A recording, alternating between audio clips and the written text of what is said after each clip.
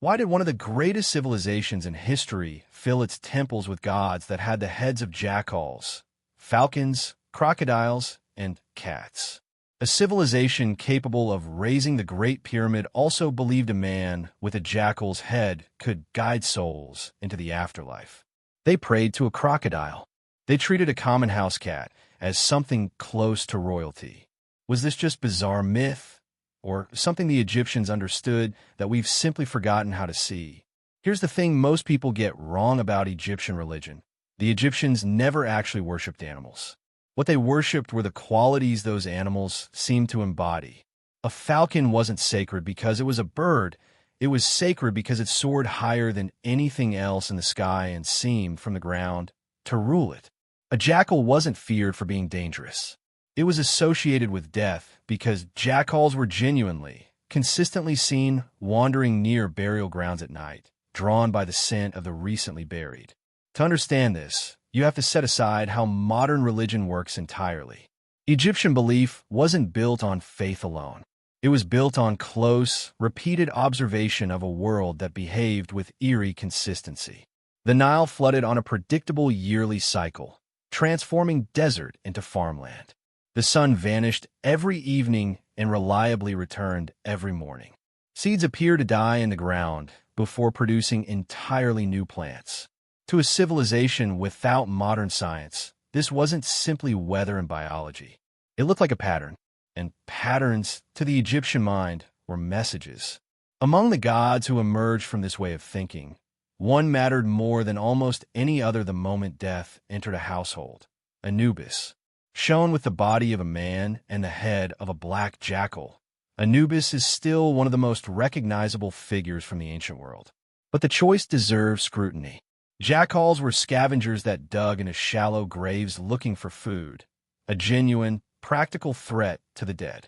Rather than simply driving the animal away, Egyptian priests appear to have absorbed the threat into the religion itself.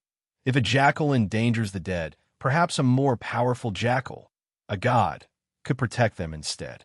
Don't fight what you fear. Reframe it. Even Anubis's color carries a layer most people miss. Real jackals are not black, but Anubis is depicted black almost without exception, and in Egyptian symbolism, black wasn't associated with death or fear at all. It was the color of the fertile silt the Nile deposited after flooding, the color of land about to become fertile again. Death, encoded directly into the god's appearance, was framed as fertile ground for something new. According to Egyptian belief, Anubis received the soul at death and guided it toward the single most consequential moment in the afterlife, the judgment of the heart. Egyptians believed the heart recorded everything a person had ever done, every lie, every kindness, every crime, nothing concealed. Anubis placed the heart on one side of the scale. On the other sat the feather of Maat, goddess of truth and balance. A heart lighter than or equal to the feather passed into the afterlife. A heart heavier than the feather was devoured instantly by a creature called Ammit. No appeal process. Anubis wasn't a punisher here. He was closer to a referee, guaranteeing the outcome was fair regardless of who the person had been in life. That neutrality is likely why he was so widely respected rather than feared. His role didn't end at judgment. Before mummification, embalmers reportedly wore jackal-shaped masks, standing in as Anubis during the procedure. Because to the Egyptians, an unpreserved body meant a soul that might never recognize itself again. Anubis was only one piece of a much larger system. Every force the Egyptians depended on for survival had a face, and that face was almost always animal. So once you understand the logic behind one of these gods, the rest start to unlock the same way. And that's exactly what makes Horus so interesting to look at next. A falcon can spot movement from distances the human eye simply can't resolve. It does this while flying higher than almost anything else in the sky. That combination, total visibility, total height, is precisely why Horus wears a falcon's head. Nothing watched over a kingdom better than that. And the Egyptians took the symbolism one step further than they did with Anubis. Every pharaoh wasn't just protected by Horus. He was Horus, the god's power understood to be physically channeled through a living human ruler. Bastet works almost in reverse. Where Horus is about scale, a god, a king, a kingdom, Bastet starts impossibly small, a single cat in a single house. But that cat hunting rats and snakes was protecting something Egypt's entire economy depended on. It stored grain, and losing a season's grain to vermin could mean real hardship for a family. Multiply that household by household across the kingdom, and a small, ordinary animal becomes a serious economic safeguard. That's how Bastet rose to goddess of home, motherhood, and protection, and why harming a cat, even by accident, reportedly carried serious legal consequences.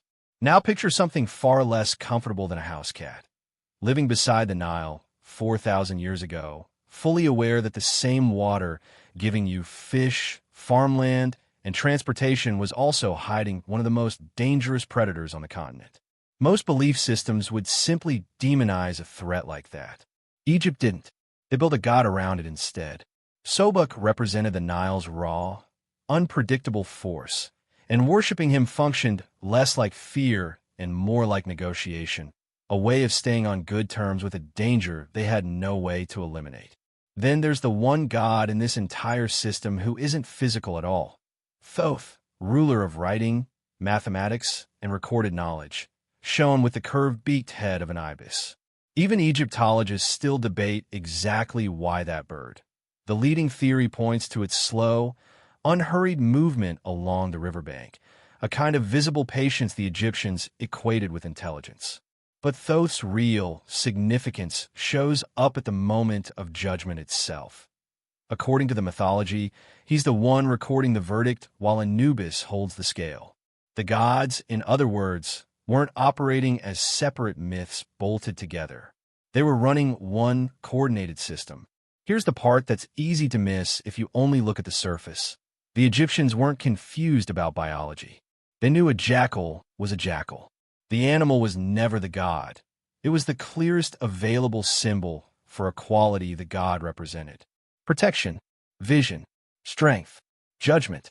Egyptian artists used this shared symbolic language so consistently that their visual style barely shifted for thousands of years. This system also unified an entire society around shared meaning. Farmers prayed for the flood to arrive on schedule. Soldiers prayed before battle. Sailors prayed before the river. Priests performed rituals daily, offering food and incense to maintain ma'at, balance, order, the thing standing between civilization and chaos. Seen from the outside, animal-headed gods look strange. Seen from the inside, from a civilization whose entire existence depended on the Nile's flood, the sun's return, and the unpredictable animals sharing their world, the logic holds up remarkably well. They weren't worshipping animals. They were reading the natural world for evidence of the forces that govern their own lives and giving those forces a face they could recognize. More than 3,000 years later, Anubis, Horus, Bastet, Sobek, and Thoth are still instantly recognizable. Not because Egyptians believed animals were divine, but because they believed the natural world was always quietly revealing the structure of a universe to anyone paying close enough attention. Maybe that's the real lesson buried under all the jackal heads and falcon eyes. Understanding an ancient belief rarely starts with asking what people believed. It starts with asking why it made complete sense to the people who lived inside it. Once you see it that way, the animal gods stop looking strange. They start looking remarkably human.